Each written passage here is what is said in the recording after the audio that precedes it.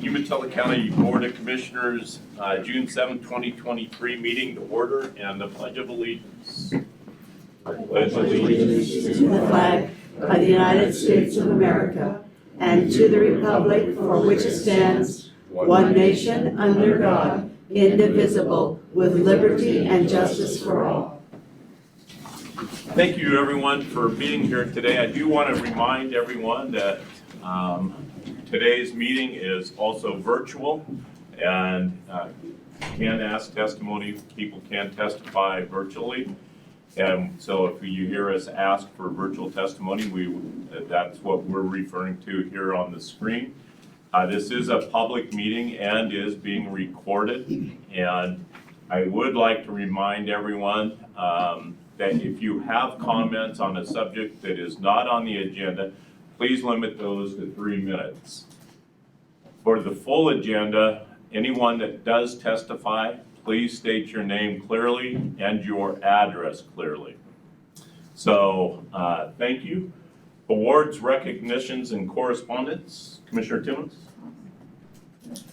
I would like to take a minute to recognize our search and rescue. This is Search and Rescue Month in the United States, and we have probably the premier search and rescue volunteers of any county in the state. They get referred to and referenced and asked for help on a lot of different responses and projects and policies and procedures. And I would like to personally, and on behalf of the board, recognize the Umatilla County Search and Rescue and make sure that they are recognized and remembered during this month of search and rescues. So thank you to all of them. Approval of minutes of previous meetings. Do we have? No. We have no previous minutes in front of us. Any additions, changes, or deletions to the agenda? There is one item that needs some further discussion by the board. It relates to the use of the fairground facilities for the other concert. Yep. We'll make that item number 16. Okay, thank you. Thank you, Doug. Wow, he loud and clear like he's. I looked around. I know. I was like, Where what? is he? It was very good. Okay, thanks, Doug. At this time, any public comments on any items that are not on the agenda? Please. Thank you. Thank you very much. Sunny Danforth, 225 Maple Avenue in Milton Freewater. I wanted to ask a question to find out about, I received an email regarding the preliminary request for Amendment 1 of Wheat Ridge Renewable Energy Facility East Site Certificate received by Oregon Department of Energy. And so on May 16th, Oregon Department of Energy received a preliminary request for an amendment, Amendment 1. This is huge. And truthfully, I'm just wanting to bring this to your attention and ask a question if our commissioners are aware of this, and if you are commenting on this. Because as the board for Umatilla County, this is a project that is in both Morrow County and Umatilla County. And something that got my attention when I received the email from Department of Energy is this facility is approved for 66 wind turbines. They want to increase it with 40 additional wind turbines. That's more than half. And they want to increase this also from a site a boundary of 4,582 acres up to 79,424 acres. This is a giant increase on just an amendment. Okay, so also 44, it's increasing the access roads, 44 miles of access roads for a total of 64. And it's a large ask for just an amendment on this. And so I wanted to, if you aren't aware of it, I wanted to ask about that. For me, I am aware of it, and our land use department is aware of it and will be participating in the policy, in the process. Okay, well, I ask that you, there is a deadline that, I don't know what the deadline is, but once there is a proposed order, there will be public comment period and a public hearing. And I really, and again, I don't know how much of this is coming into Umatilla County. I'm telling you my own ignorance on this, but I wanted to bring that to your attention and make sure that our county is aware of it and involved in the process, all three of you. Thank you. Thank you. Any other public comments this morning? All right, then, let's jump right into our agenda. And the first item is Nolan Hills Wind Project. And I think Dave was going to be the speaker for this group. We are asking you to hold it to 15 minutes. We have a large agenda today, but please, Dave. Yes. I'm just going to provide the... Name and address first. Dave Price. Sorry. 80488 Zerba Road, Athena. I'm just going to provide an introduction to this subject for the group, because there's quite a few people here that would like to speak, and I don't want to take up any more time than I should. And so let me start off on this Nolan Hills thing, and of course it's a familiar topic to all of us, and we've been talking about it now for well over a year. And I want to start out this thing by a saying that was given to me by my forest supervisor years ago. And he said, if it were easy, everyone would be doing it. And that applies to this situation. It is not easy. And the commissioner's job is not easy. And there are difficult decisions, and it certainly applies in this case. Now, on this thing, first thing I want to do is to make sure that the BMA, myself, and the other citizens of this county extend our thanks to the commissioners for doing your job. And it's been a tough job. And it's been a job that, if you get to the bottom line, it's really totally unnecessary. And that you can't understand what's going on because the legal basis and everything for this has been thrashed out many years ago. And you're just, everybody's just kind of confused as to what the heck is this all about.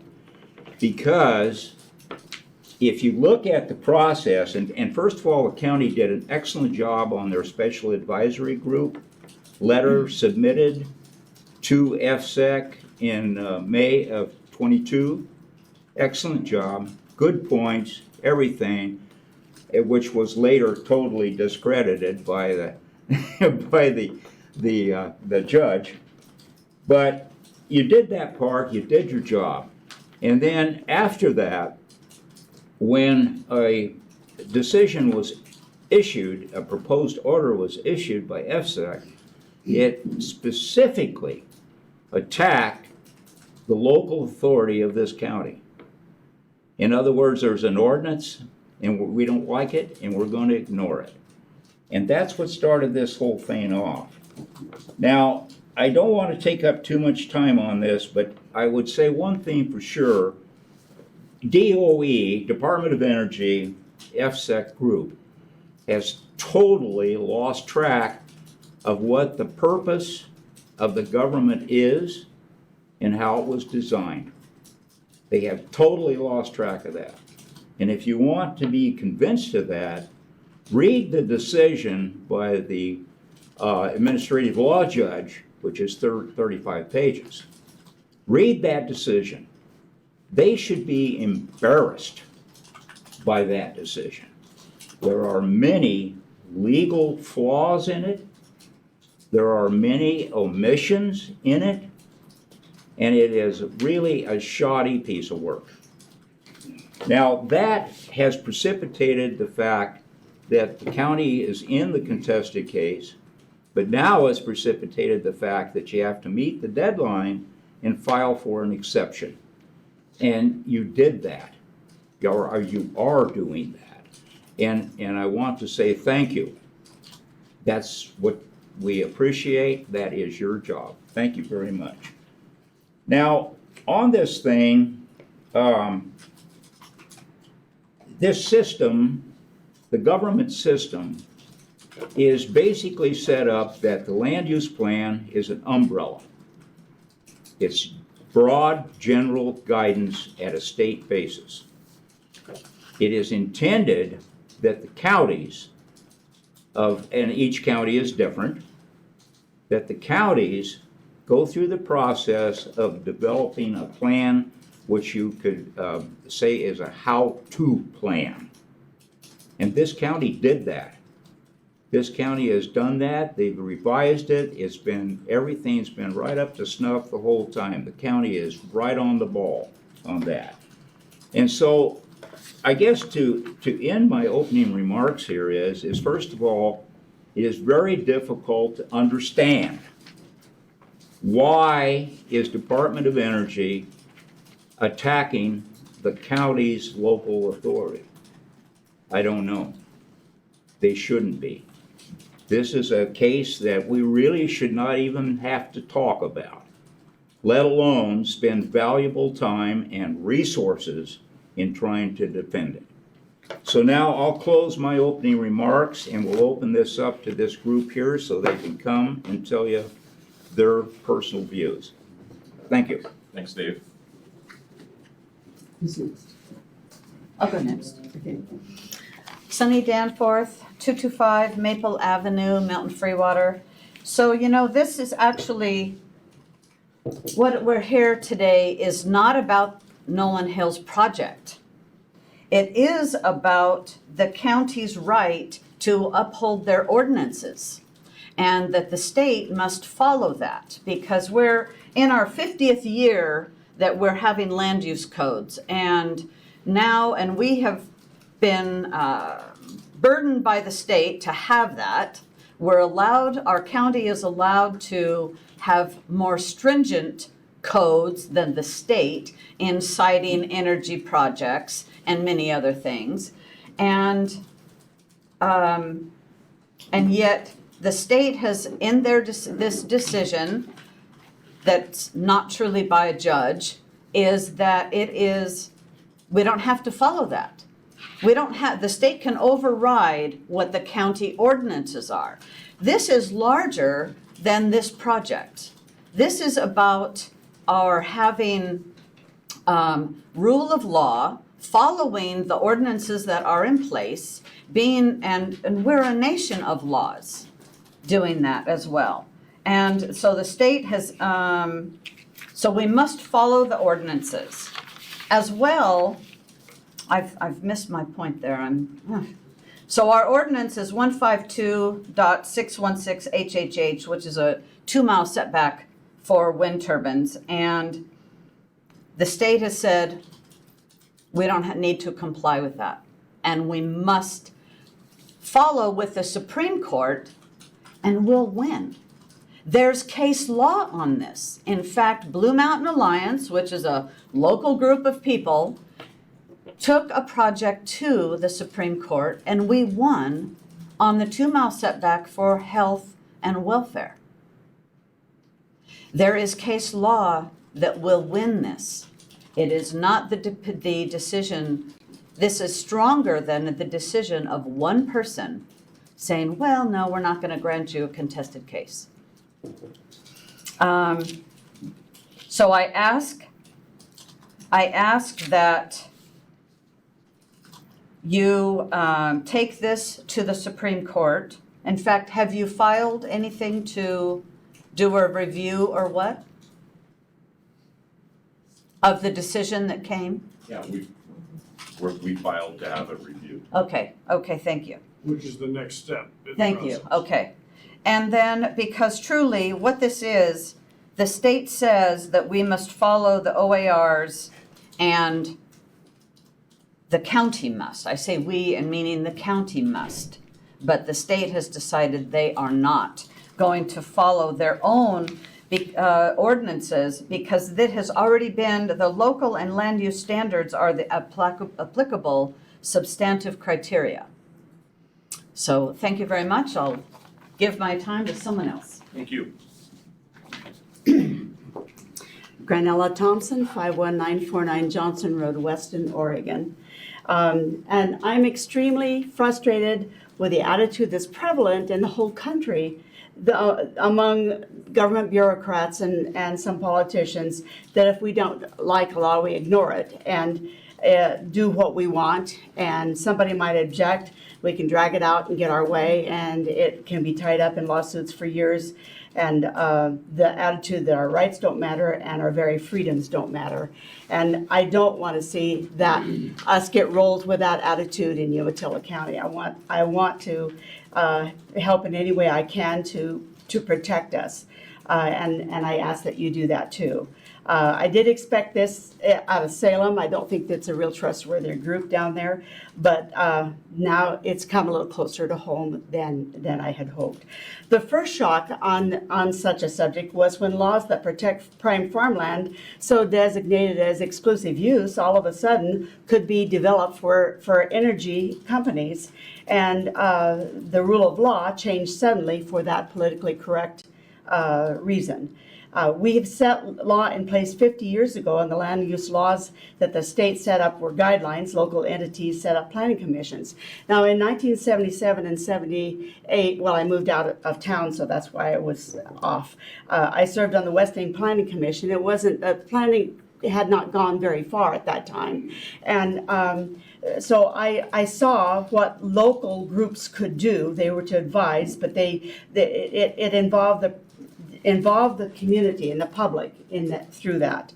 Umatilla County residents gathered petitions. And then the state must respect and follow guidelines that were set by local entities. Umatilla County residents gathered petitions and held hearings and fought all the way to the Supreme Court to keep wind towers from being placed closer than 2 miles to a residence. We fought because of cases such as towers being placed just across a fence from a house whose residents got nothing for it other than a whole lot of noise in what was a peaceful place. Their houses vibrated. I looked into that because they wanted to put them behind my house, but it was my land, so I could say no. But the houses were vibrating. That we talked to people who lived next to them. Their animals stopped eating really good when the wind turbines were turned a certain way and the noise flooded down into that area. But if the animals were close enough to feel the vibrations, they didn't thrive, and their own health was damaged, and their house dropped tremendously in value because nobody wanted to buy that. So the property rights of one person are collided with the damage done personally to another. That's why we started the fight. And now the rule is being thrown aside because the state has decided to place a wind tower in Umatilla County within that 2-mile setback and just see if anyone can stop them, and has the fight for the welfare, or has the fight for the welfare of rural residents when the money is good to the landowners and to government tax collectors.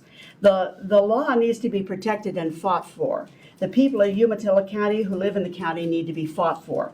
The commissioners are the ones that need to do the fighting, and I know that you are going into the process, but we don't want you to stop. We want you to take it all the way. We want to be protected on this because you're not just fighting for Umatilla County in a way, but for every county or city in the state that has a local code that is stronger than the state one. If they get away with this, every single code statewide, it can just be thrown aside at will and when it's inconvenient to the power brokers in Salem. So I strongly recommend the good use of a good land use lawyer and take it as far as it needs to go, and we'll do anything we can to help fight that fight. Thank you. Other comments? Debbie? Oh, okay. Go ahead, Ryan. So, Ryan Stoner, 60925 Highway 204, Weston, Oregon.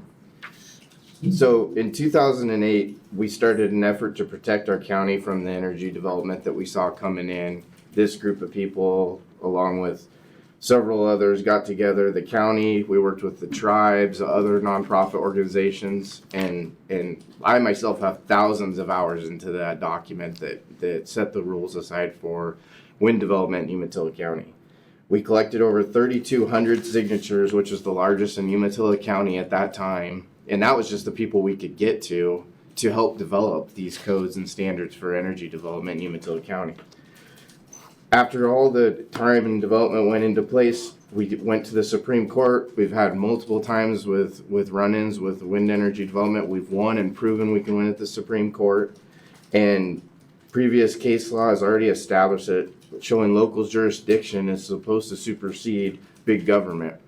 We're not supposed to be told by Salem, Portland what we do in our county. Local jurisdiction should decide how we want our county developed.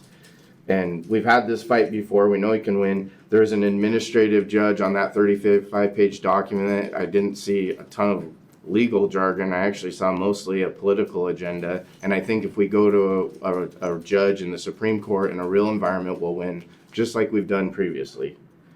I think we should go forward with the process to appeal this and move on. And I think we have high odds of winning. We set these sides of rules, and Ron Brown has a great background, but I'll never forget in 2008 when we had the tribes and all these local organizations come together, and the wildlife that was protected, how we set aside our view sheds and protected the counties with the setbacks.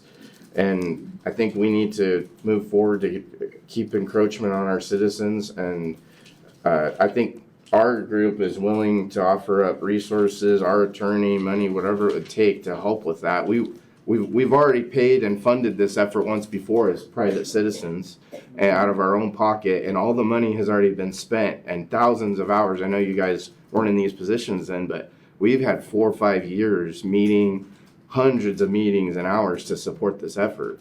And all the hard work and money has already been spent. This is very minimal just to go appeal this compared to all the years that we've done previously. This is very minor compared to what we've already been through and spent to get to where we're at. And I just hate to see us lose it now. And that's all. Thank you. Other comments? Can I just double dip a second? Sure. I would like to offer up Daniel Kearns. He's an awesome land use attorney. There's only about 4 in the state. Daniel Kearns has represented Blue Mountain Alliance. He is fabulous. Offer him up. And I personally am willing to kick in $5,000 if I've got to help out the county to fight and take this to the Supreme Court. I know today I see you have your budget hearing coming up, and we've got a hefty budget, and we have a lot of money set aside. We also have a lot of energy projects and data projects that we are getting money from. I think we should use their money to fight this. Thank you. Thank you. Other comments? Norm Krallman, 52151 Fruitvale Road, Milton Freewater. I wanted to, for sake of time that we have, I prepared a written testimony that I'm going to just turn over to you, which will save some time and easier for me to speak. But I was part of the original group 16 years ago when Ryan Stoner and Richard Jolly came into my office, and they started talking about wind energy at that time, and I had no idea as a public servant what was going on out there. And so for 15 years, mostly certainly the last 10 years after 2008 when Ryan spoke, we spent, as Ryan said, I'm repeating again, thousands and thousands of hours, thousands of dollars personally, and court hearings and lawyers and everything else.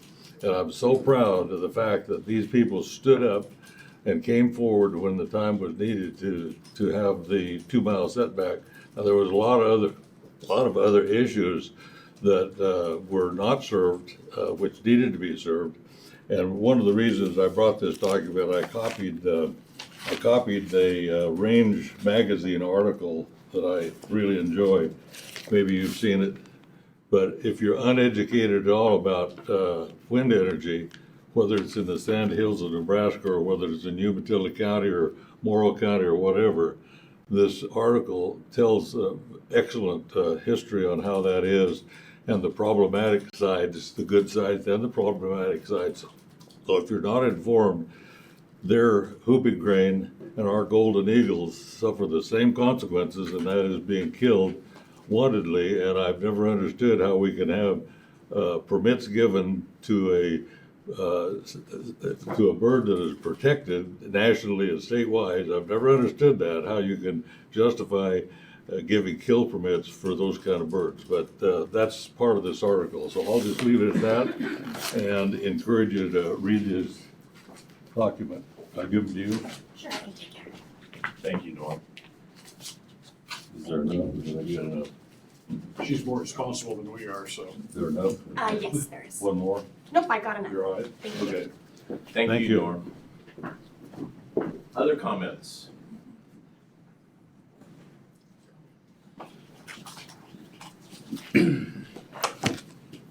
Ron Brown, 84160 Winesap Road. So I want to give an example of what's happening here.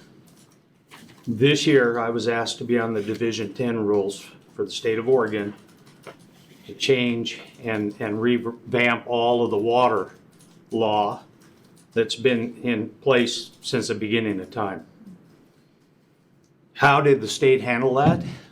They redlined everything and said, we're going to start over. Now, think about starting over when you have 1888, 1889 water rights, senior water rights. This is just another example of the legislature. This, to me, is all, somebody said it well, politics, to do things from Salem and not locally. And we fought in that to maintain and keep every current law we could and still follow the rules that they asked us to do, because it was asked to be done 20 years ago and the legislature dragged their feet until now. With the basalts are dropping, the river's going to get divided up many more ways than just the farmers who have 70% of that water. This is exactly what they're trying to do from the energy side. We have a transmission line that follows that river, and we fought like hell to keep them out of there because of the highly erodible land. We went through ESA to keep 200 miles of road out of there that was going to put soil into that river when we had given up 30% of our water as farmers to clean that whole system up and have fish going down the river. This is a foothold, if we don't stop it, into them going right back into the Blue Mountains and starting over. And they won't give us the opportunity from a local level if this gets passed. I'm very passionate about this because I know I've grown up in Milton Freewater. I've lived there. I ran a business there, a fairly large business, actually the largest apple production facility in the state of Oregon, and worked with the tribes, U.S. Fish and Wildlife, NOAA, sat down at the table, and we came up with agreements. And then it turned to the Blue Mountains. I joined this alliance to stop them from putting towers up in the most beautiful area that we have, the foothills of the Blues. And so, truly, commissioners, and I know you guys, we need to stop the top-down things that are happening in the state of Oregon, and people that are just bypassing the rules that we already have. Now, if we need to change those, then we change them from a local level. The state can't change them for us. Every county's different, same with the water issues. Every county's different. And so we gotta hold tight on that. And if it takes, money from local people to do it, I think we can find it. So thank you for your time. Thank I you. probably owe you an apology. You're on the Division 10 rules because of me, so. Oh, well, thank you. So Umatilla County at that point had 0 representation on that committee, and I threw a fit and fell in it. And OWRD reached out to you and asked you to be on it. So that was my fault. I Well, apologize. you know what? I enjoyed it because they need to hear from the local people. Agreed. Thank you for doing that, by the way. You're welcome. Any other, thank you, Marlene. Always, always. I'm his neighbor, and I joined this fight in 2008 when I saw them coming for the blues. And I'm not going to read what I got because they already said it, but it's imperative that we save this land. All I'm going to say is we elected you as our commissioners. I'm Marlene McClintock from 85175 Highway 339 in Milton Freewire. We elected you as our commissioners to stand and represent us. Now you must fight for all of the citizenry, especially the landowners in this county. But you can't win if you don't try. You've got to fight. And this issue is has huge ramifications throughout the state. Not now, but into the future, because we have so much to lose. So I encourage you to stand and fight, and we will fight with you. Thank you. Thank you, Marlene. Thank you, everyone, for your comments today. Could you turn this in? Could I please turn this in? Yes. My name's Deborah Lee. I know all of you. Well, Dan, I've talked to you. Anyway, I'm from 85045 Hawthorne Lane, Milton Freewater. Our farm is on Dry Creek, Oregon, where there's a Dry Creek International Airport even in our neck of the woods. And our farm, in the early 70s, my Uncle Jack Chapin fought along with Tom McCall and other farmers in Oregon for our land use laws, and they've been good ones, and they need to be upheld. And this chipping away and eroding our really good land use laws really makes me mad. And number 2, it's very disappointing. And number 3, it makes me sick, because we shouldn't even, like whoever said this, Dave, we shouldn't even have to be talking about this. We should just say, closed case. This isn't going to happen in Umatilla County, period. And we just filed, just this last month, well, May 1, our farm is now 150 years. We're wanting to be awarded the 150, I can't say it, sesquicentennial award. And we're very proud of that. It took me 2.5 months to put the thing together to prove our land ownerships from 1871 till now. And we're very proud of that. We love where we live. We love the animals where we live. We love the peace of where we live. We love the beauty of where we live. Milton Freewater, who said it? Ron, I think, that it's the most, I'm biased, I know, but I used to be the county agent here. I drove all over the Heckingon here. And I'm just going to tell you that Milton Freewater has the most beauty of the whole county, other than maybe Ukiah. And we have the most valuable land. Our land is fertile. We have diversified agriculture. We have agribusiness. We have value-added agriculture. And we need to sustain that and not give it away and not drive people away because of the stupid towers that these people want to put in close to people's houses, interfering with our right to farm. So that's my, yes. And it's just my information, and I want you to know it, and you can tell I'm passionate about it. I want to protect Oregon. My family, nine branches of my family came on the Oregon Trail here from 1847 on, and 2 others were sort of related to me. So that's 11. And my husband's family came in 1867. So we have been here a while, and we love it here. And one of the values of Umatilla County is our beauty, and what we can use as it to bring people in and take their money and send them away. So that's my version of it. And here's I wrote all this crap down so you guys can have it, and you can trade it off back and forth. Thanks. Thank you very much. Commissioner Dorn, is there anybody online that wants to comment? I'll look in a minute, but I have one right behind you that wants to.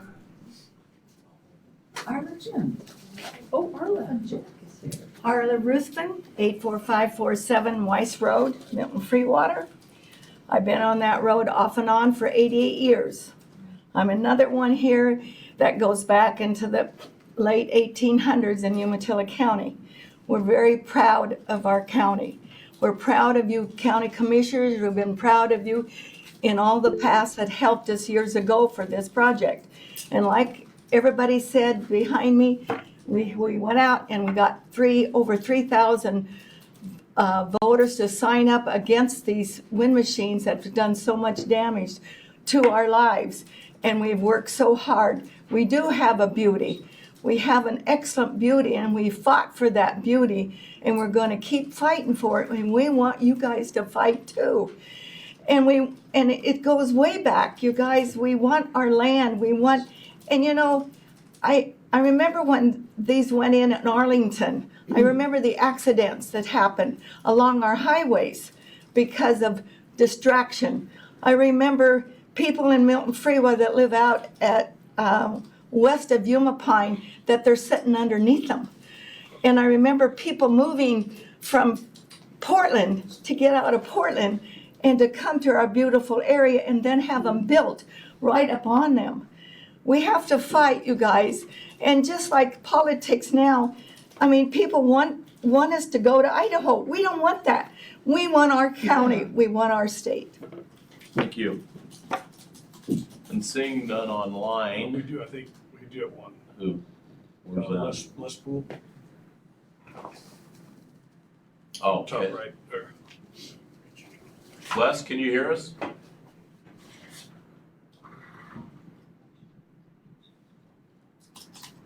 Les?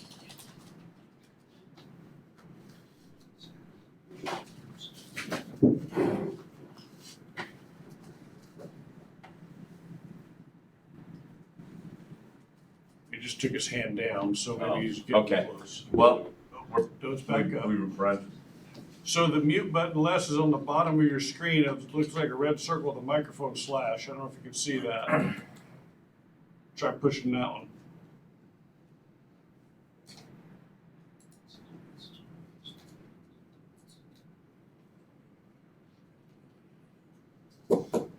Alrighty, well, let's go ahead and move on to the agenda. Real quick, I want to say a couple things. Oh, sure, comments. So, first of all, I want to thank you all for coming. It's a long drive under any circumstances, but it's even more so right now with all the road construction. So, and that's not lost on me because, as many of you know, my wife works in Walla Walla. I hear about it every day. So, but thank you for coming. And obviously, we're going to have to make a decision when it gets time to, do we go forward to the Supreme Court or not? Obviously, we can't make a decision today without having that discussion.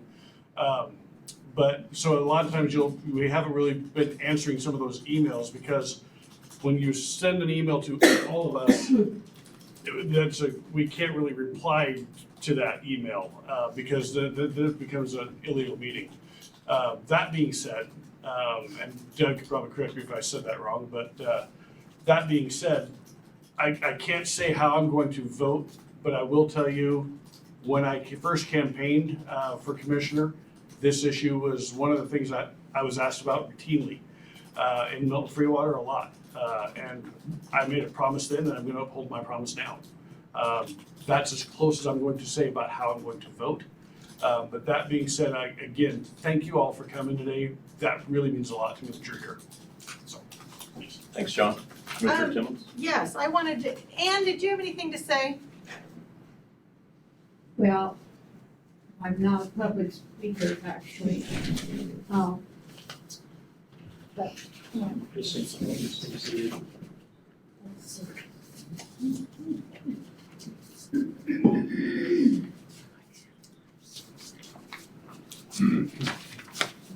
I just think it's important that everybody that, took the time and effort to come down here should be heard. And I know we have a big agenda today, but I think we're here to listen to the people of our county.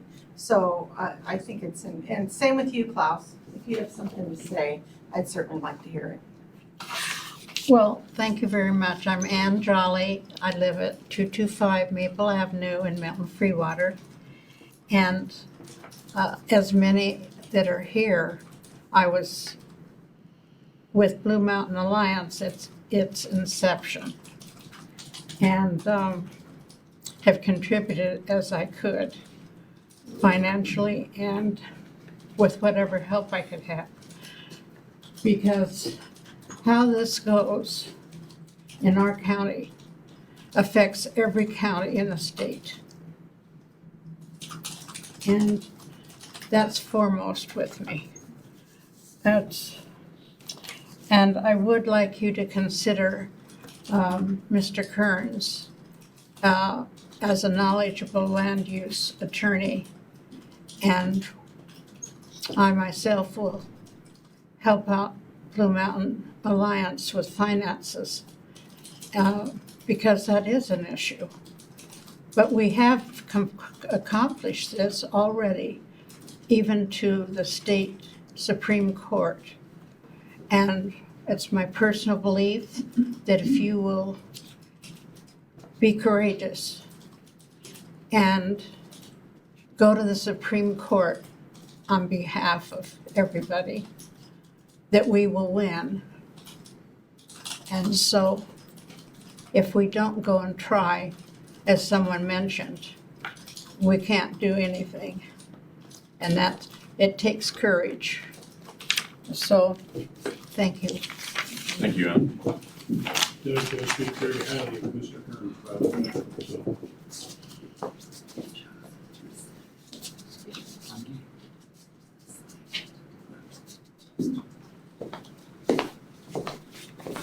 Klaus Hona, 78061 Lupin Lane, Weston. When I was made aware of this, I've talked to some of my neighbors up in our area on Weston Mountain. And of course, when they heard what was going on, a lot of people aren't informed. They either ignore it or whatever.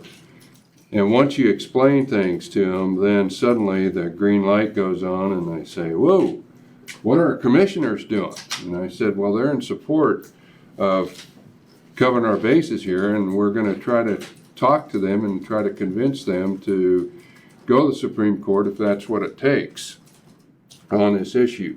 So I think what I want to say is that people are appreciative of your involvement, and they really stand by your decision on this, and we hope that you'll take the proactive approach because it is precedent setting. I agree with everything that was said prior to this, and I can't do a better job of reiterating those facts. So hats off to y'all, and I just pray that you'll strongly consider fighting this all the way to the Supreme Court. Thank you. Get everybody? Any comments? Mr. Ruthven, did you want to say something? Pretty well been covered. Okay, Comments? thank you. I've said my comments, Thank you. so. Thank you, guys. Thank you for being here today. Let's move on with our agenda. The first thing on the agenda is the transit development plan. Thank you for your time. Thank you. Thank you.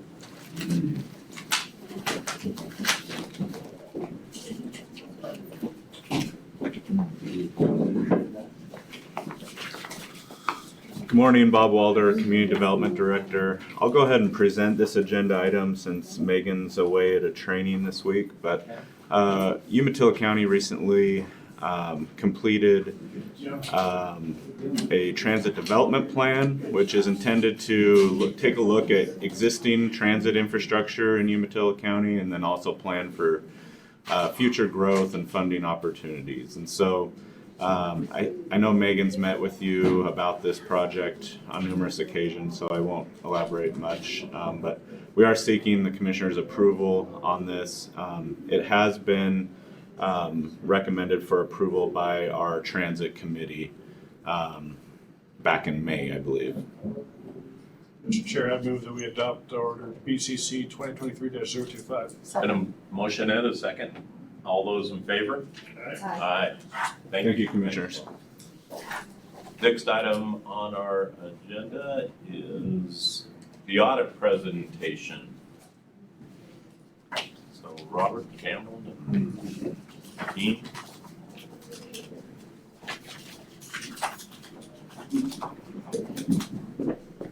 Good morning, Commissioners. Robert Paul, CFO. Barnett & Morrow's recently completed the audit of our June 30th, 2022 financial statements, and Cameron Anderson is here to give a little presentation and answer questions if you have any. Robert. Thanks, Cameron. Hi, Commissioners. Cameron Anderson with Barnett & Morrow in Hermiston, 975 Southeast 4th Street. As Robert said, we recently completed the audit for June 30th, 2022, which you have copies of.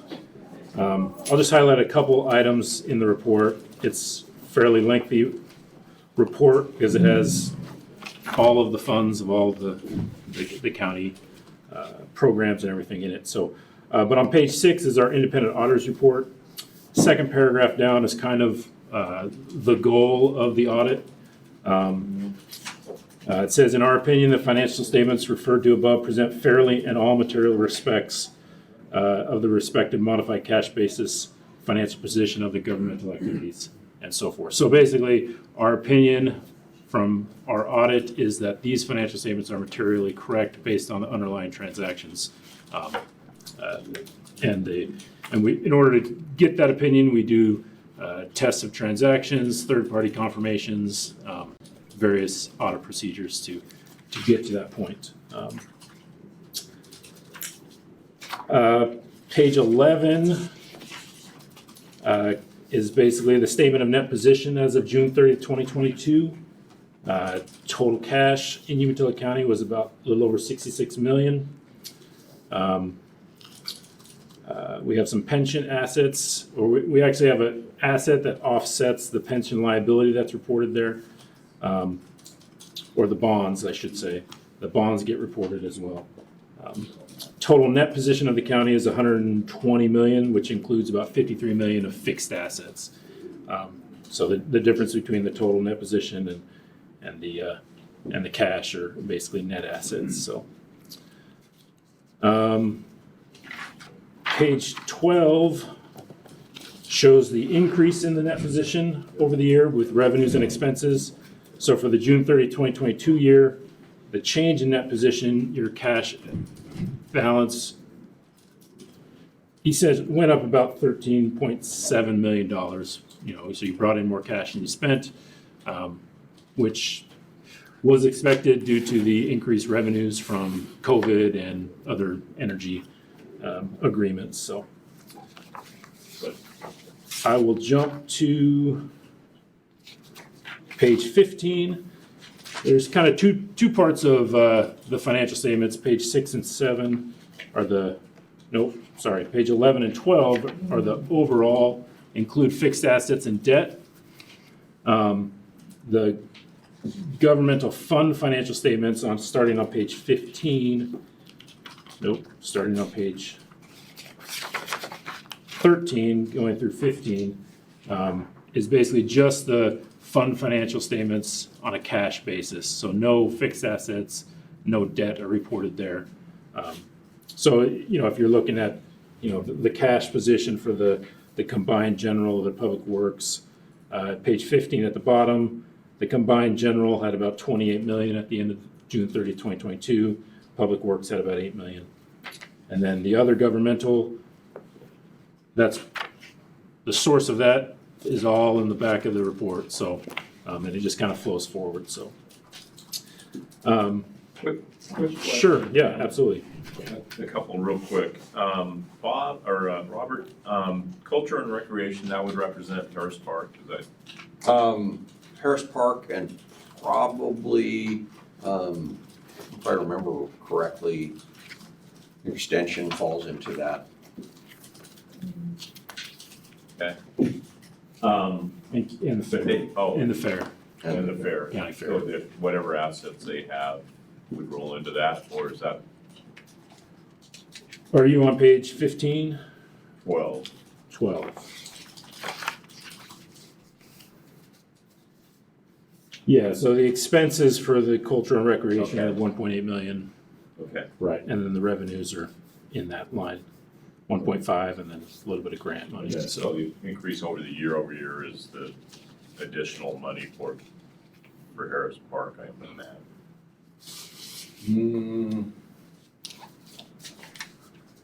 well, on these pages, it's not broken out by. No, I was going off the last year's too. Oh, okay. Because it was a note from line from last. Oh, okay. Yeah, I guess I'd have to go back and compare. I'm assuming it matches up really well to that additional money that moved from Public Works to the park through the. Yeah, that would add some impact. Okay, sure. I just wanted, and then on the fixed assets, I didn't do the year over year. Is that pretty close to the same? Fixed assets hasn't changed much. Okay. I didn't look at that before. There's a slight amount of depreciation each year off of that, but fixed assets Yeah, so if, don't change a lot unless we finish a major project, which finished the jail this year, so that's gonna add something to that going forward. yeah, so page 35 has a breakdown Okay, of fixed assets. gotcha. Beginning fixed assets was about 55.3 million, ending's about 43.5. So you added some, but then depreciation That's kind of takes it down. Yeah. So, Got it. Thank you. yeah. Yeah, so then there's notes.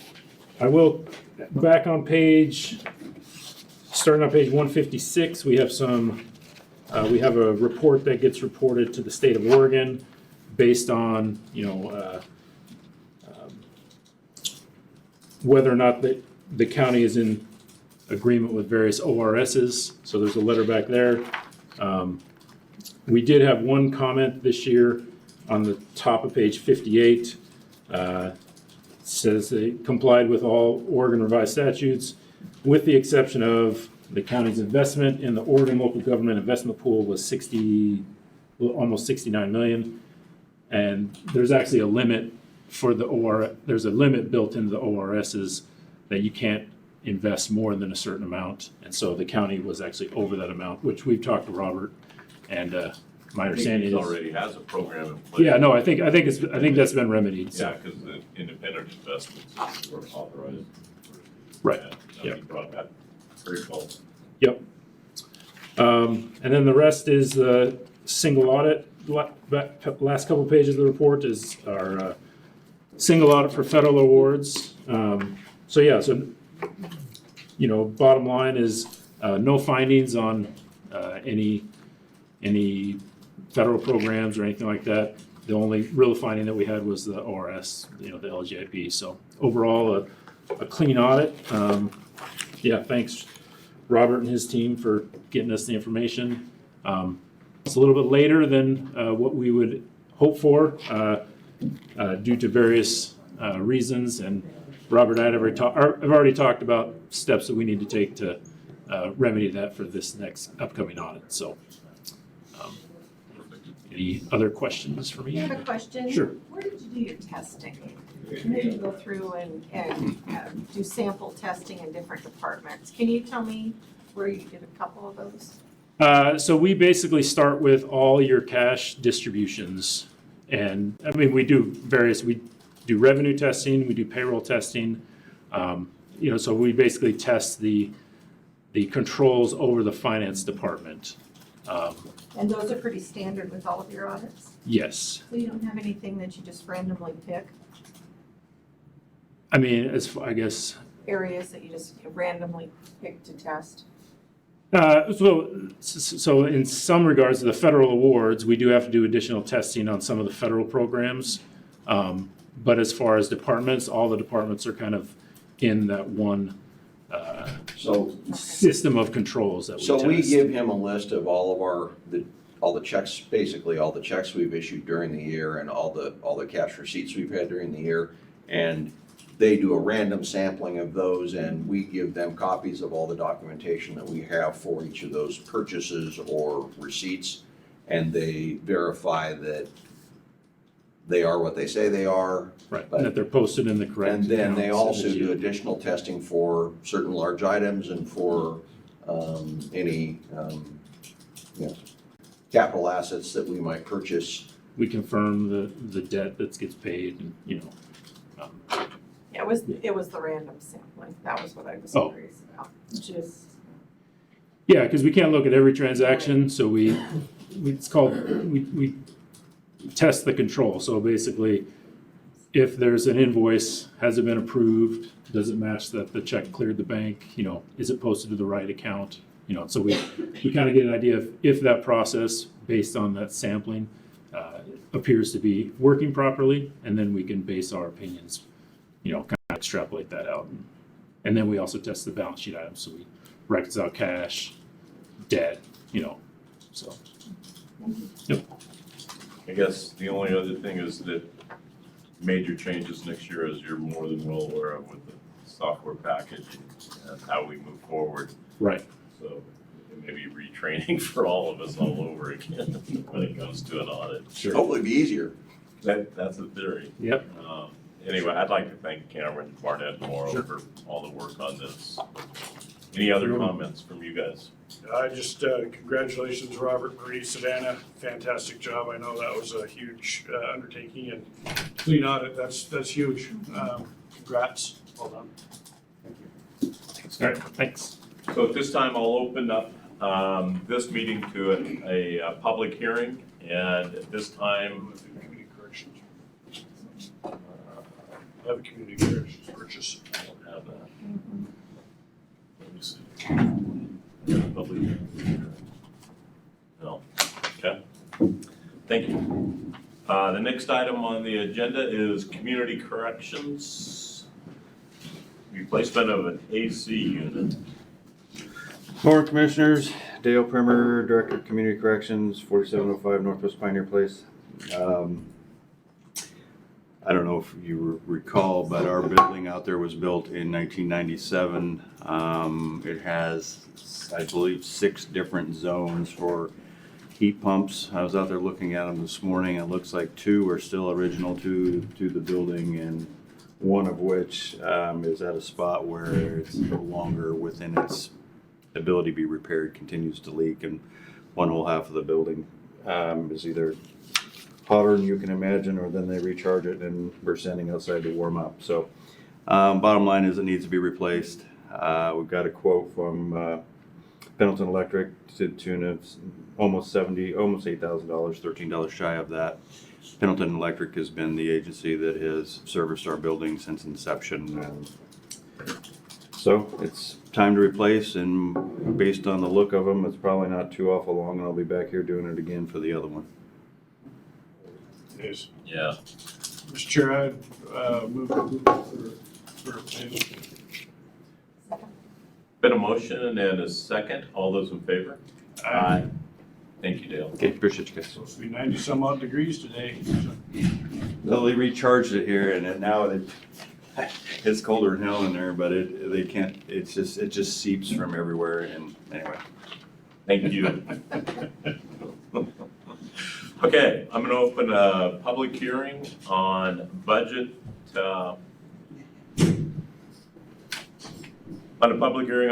to adopt, order number 2024-01 that'll be presented by Robert Paul. Good morning, Commissioners. Robert Paul, CFO. Before you today is the opportunity to approve the budget for our 23-24 fiscal year beginning July 1st. The budget was compiled and reviewed by the Budget Committee in April and approved with a few minor changes. Those changes are reflected in the numbers in your budget order, and if there's any questions, I'd be happy to address them. Questions? I don't. Okay. Any folks in the audience that are opposed to the budget as presented? Seeing none, anyone in the audience in favor of the budget as proposed? Seeing none, anyone neutral on the 2024 budget? To speak on it. To speak on it. Yeah. Are you opposed to it? No. Just check. The way you're saying it, it's almost like they were voting on it. All right. At this time, I'll close the public hearing and entertain a motion. Mr. Chair, I'd move adoption of budget order 2024-01. Second. Been a motion and a second. All those in favor? Aye. Aye. And I'd also like to thank the whole finance department, the team coming forward with this, but also the department heads all throughout the county that helped bring their budgets forward, and the teamwork that put this package together. Thank you guys very much. There's nothing easy about it. Next item is the Solid Waste Committee appointment. The terms for David Fox and Arnie Swanson on the Solid Waste Committees have expired. They are willing to be reappointed and have been recommended for appointment by Gina and Bob. What's the wishes of the commissioners? I move to adopt order number BCC 2023-026. Second. Been a motion and a second. All those in favor? Aye. Aye. Motion passes. Thank you. Next item on the agenda is insurance. Jennifer Blake, Human Resources Director for Umatilla County. Before you today is a request for the Commissioners to accept the 23-24 renewal of medical and dental insurance with Pacific Source, with a 4% increase to the medical plan and a 0% increase to the dental plan. Every time I hear that, it amazes me. Yes, Same. it's really awesome. Same. What's the wishes? Mr. Chair, I'd move that we accept the 23-24 rate increase of 4% for medical and 0% dental as proposed with Pacific Source for renewal, health, vision, and dental insurance coverages. Second. Been a motion and a second. All those in favor? Aye. Thank you. You're still here? Or still? I can do the SAIF Payable. Yep. Sure. Before you today is a request to approve the renewal of our worker compensation insurance with SAIF Corporation. The payable to SAIF in the amount of $199,913.83 needs to be paid before the end of the month in order to receive the discounts. I'm on board discounts. I just have a quick question. Doug, since I'm on their board, do I need to recuse myself on this one, or am I okay?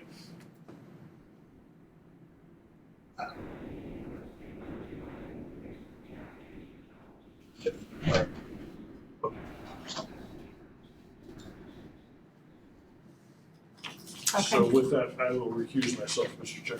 Okay, I'll entertain a motion for renewal of workers' compensation insurance with SAIF Corporation. Second. All those in favor? Aye. Motion carries. I'll make a motion to approve a payable to SAIF in the amount of $199,913.83. Second. Been a motion and a second. All those in favor? Aye. Aye. Thank you. That brings us to the HR contract. So before you is a request for Human Resources to enter a contract with Lexipol Local Government Administration for a policy manual and management for a first-year cost of $21,834.35. Thank you, Jennifer. And as somebody, and I know John has probably even more history, but seeing Lexipol at the sheriff's office, I think it's a great transition. I think it's one of our goals is to move the county forward, and I think this is a huge step. Thank you for all your work in putting this together. The real work will begin. Yeah. What's wishes? Okay. I move to approve contract with Lexipol Local Government Administration for policy manual and management for the cost of $21,834.35. Second. Been a motion and a second. All those in favor? Aye. Aye. Aye. As Gordon Graham would say, if it's predictable, it's preventable. Thank you. Could we, Next. can we skip on the agenda 1 and do the CBA Do 9. ratification? Okay. 11. Oh, that's on you guys' screen, not on mine. Turn around. Can't read that far. Okay, collective bargaining agreement with UCLEA. So before you is a request to authorize the signing of the collective bargaining agreement for UCLEA through June of 2026. We received word that the labor unit ratified this agreement last night. Like, again, my comment is thank you to the bargaining teams, all the work, all the time you put into that. I think the agreement worked out extremely well. So, thank you. Okay, I move to ratify and authorize signing of the collective bargaining agreement with UCLEA through June 30th, 2026, including salary schedule. Second. Been a motion and a second. All those in favor? Aye. Thank you. All right, motion passes. Thank you, Jen. So let's go back to the sheriff's office purchase. The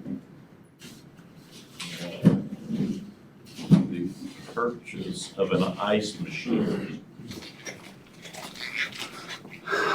Lieutenant Dustin Erickson, Sheriff's Office, 4700 Northwest Pioneer Place. So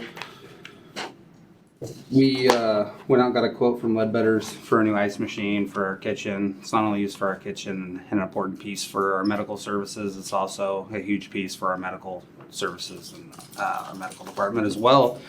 The current ice machine has been there longer than I've been there, so it's pretty old. It's over at least probably over 20 years, and it's beyond repair. So we would like we would like to seek approval on the purchase of an ice machine, new ice machine, to get that back up and functioning. I understand. My question is, how many quotes did you get? I ask it every time. And then how long is the warranty for the machine? I'm not sure. I believe that was the only quote that Brandon actually got it. He's been on vacation, so I can't ask him. The reason the price was over $5,000 too, because that included everything at the install and every other. And then, do you guys know what the warranty is on I don't. I believe it was a couple of years. it? Okay, other comments? Yeah, thanks, Dan. That was gonna be my question too. Did you get more than one quote? And then what does it take to install it? So the breakdown on the proposal, the actual ice machine itself was $4,449.15 with a water purifier included with an additional $278. Truck and freight $200, and labor for install and setup was $5, which came to the total of $5,472.15.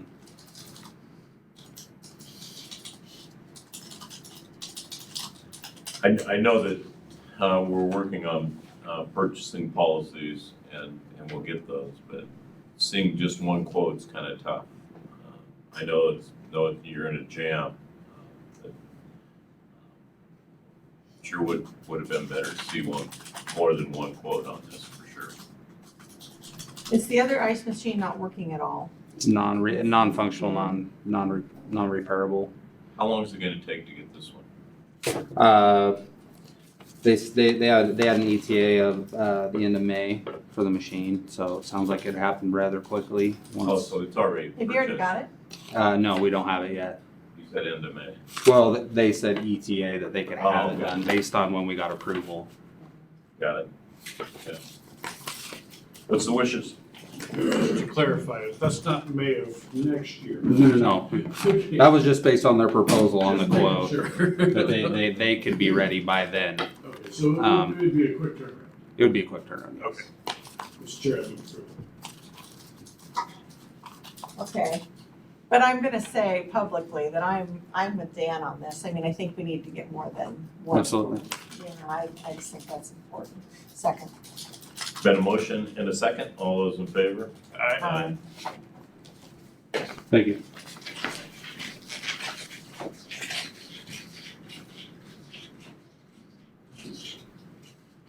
Next item on the agenda is, where are we now?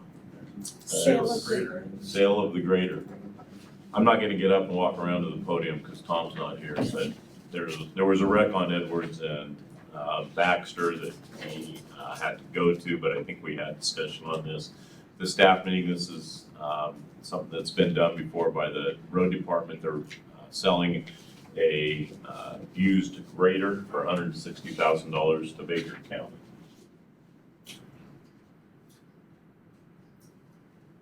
You want to? I was just getting ready to make a motion.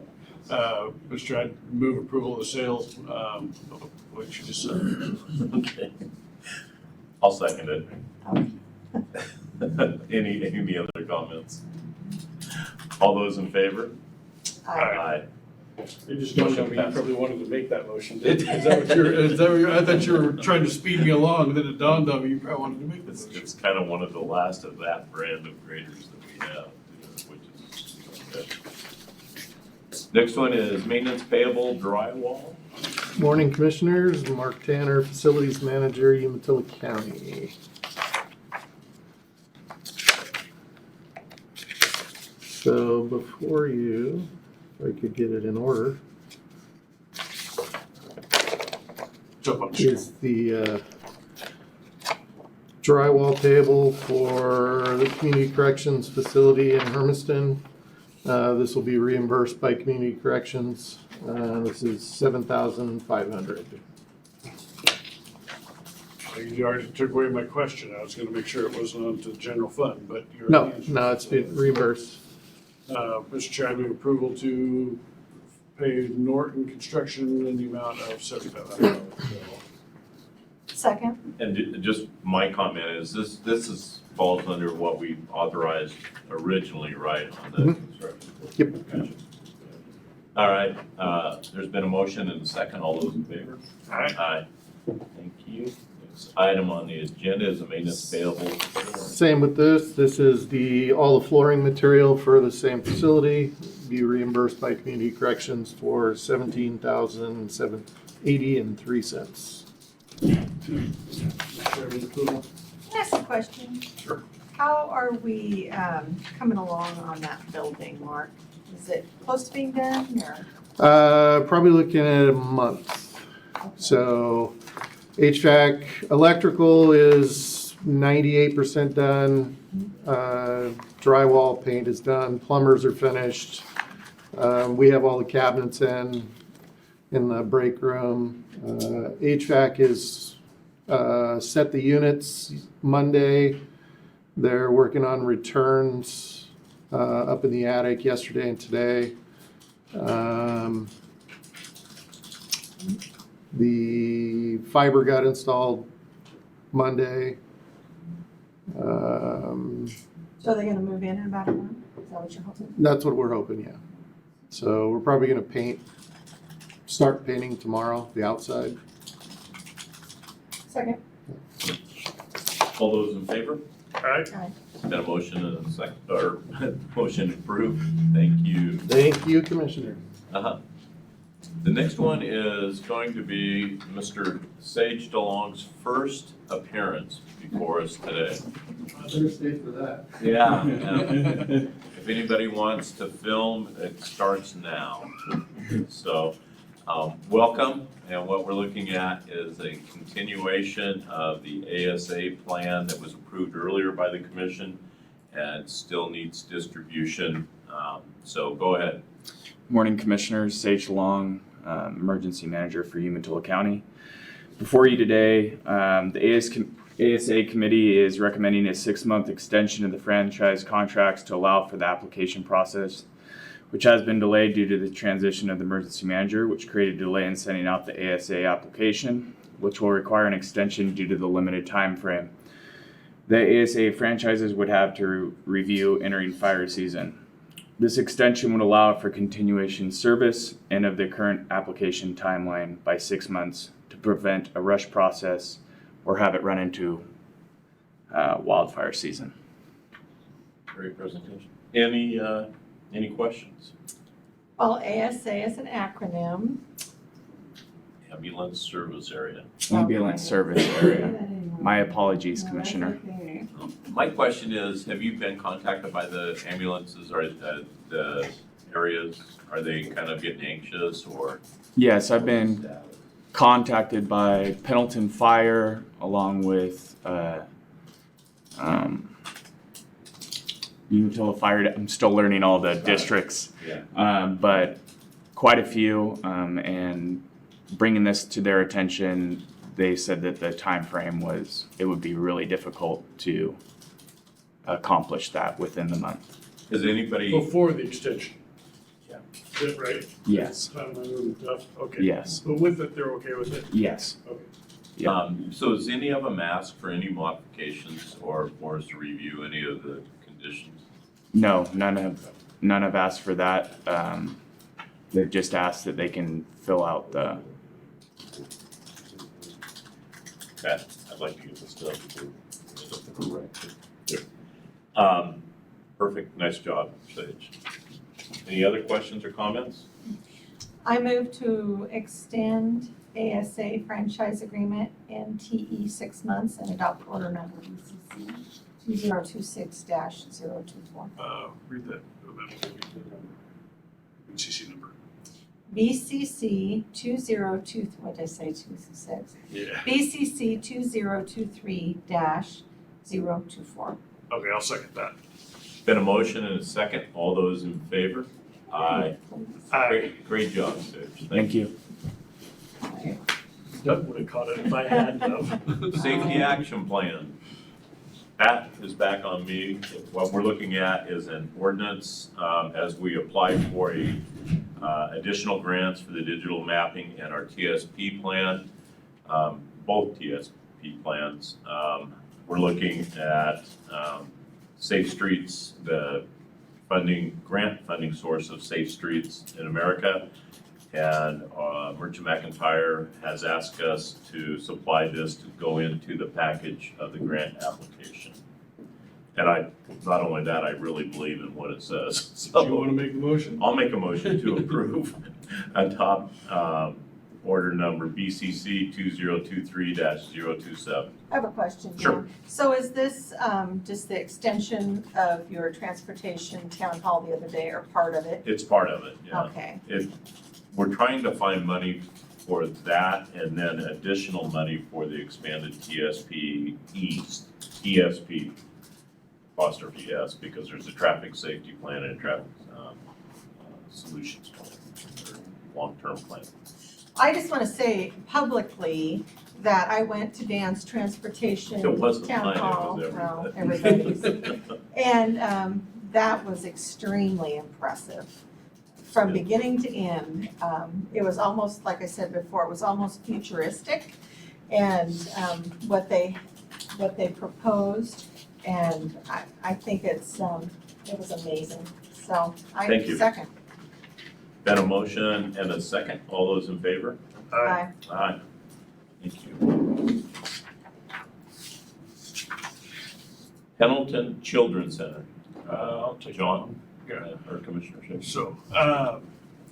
So, the background on this, on November 9th of '22, we approved a grant from the Local Assistance and Tribal Consistency Fund to the Pendleton Children's Center in the amount of $250,000. With that, the grant was to be paid from two different tranches of money. The first $125,000 from the 22-23 funds, and the second $125,000 from the 23-24 allotment. The first portion has been paid, so there's still that remaining $125,000, and that is expected in October or November of this year.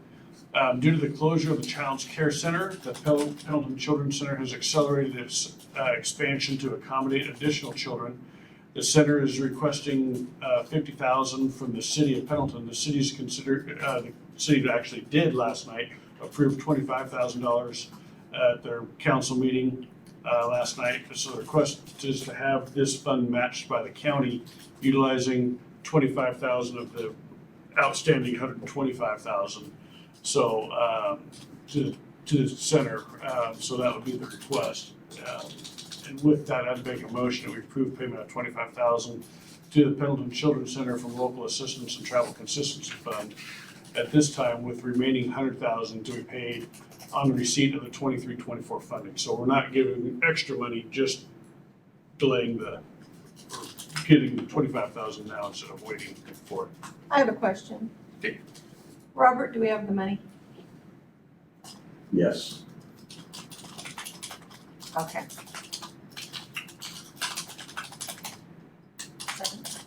Got a motion and a second. All those in favor? Aye. Motion passes. Commissioner comments? You had that other added item too. Oh, we do. Sorry, it's on my list. It just was one page back.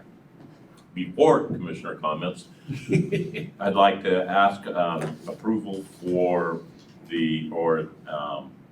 endorsement of the commissioners to endorse a action by the Umatilla County Fair Board to decline EOTech's request of the use of the facilities in the time frame identified in our contract with the city of Hermiston. The reason for that is they've asked for a concert, which is to happen exactly 1 week after our concert, and it's a cultural concert, the Hispanic concert on Hispanic Day at the fair. So it would be direct competition. We cannot stop the concert because that's a different agreement with Farm City Pro Rodeo, but we can limit the use of our facilities, and it's puts us in a dangerous situation. Even on that date, there will still be carnival equipment, vendor equipment. Our folks will still be putting the fair away. And to ask our volunteers to modify their tear down of the fair to accommodate something that is in direct competition with our fair, I don't think it's fair. So what I'm asking is a motion to approve an endorsement of the Umatilla County Fair Board's decision to decline the use of any of the facilities that are controlled by the Umatilla County Fair by contract. So who's wanting to put the concert on? A contractor through EOTech, so EOTech has to approve their contract. And so does Farm City. But that's a different issue that's may become an issue too. So did you make the motion? I did. Then I'll second the motion. Okay, thanks. Any questions? Because it is kind of a complicated issue, but Doug, is that pretty much how we need to table that? Yes, basically the county is not in agreement to consent to the use of the premises for the planned event. Got it. Thank you. Been a motion and a second. All those in favor? Aye. Aye. Thank you. Now, we've come to the end of this agenda, and time-wise, we may have set a new record. Oh, no. Close. Commissioner comments? I have none. None? Commissioner comments? The one thing, a comment I would like to make is I actually enjoy making sure the constituents come in and have discussions.